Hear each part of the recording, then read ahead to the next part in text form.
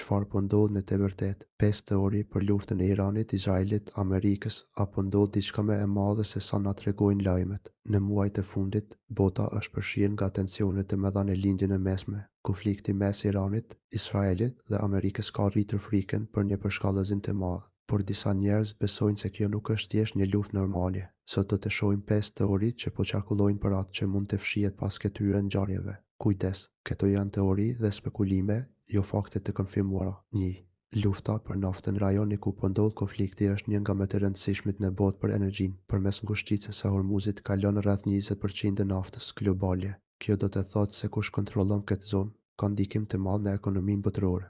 Disa besojnë se lufta nuk është vetëm për politikë apo siguri, por për kontrollin e naftës dhe tregjeve globale. 2. Krizë ekonomike e planifikuar. Çmimet e naftës janë shumë të ndjeshme ndaj konflikteve. Sa herë ka tensione në këtë rajon, tregjet reagojnë më njëherë. Disa teori thonë se këto konflikte mund të përdoren për të krijuar një krizë ekonomike globale, një krizë që mund të ndikojë në inflacion, çmime dhe ekonominë në gjithë botën. 3.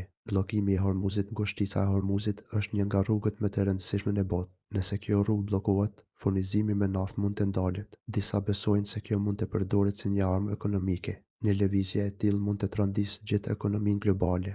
4. Lufta që nuk shihet. Jo çdo luftë zhvillohet në fushë betejë.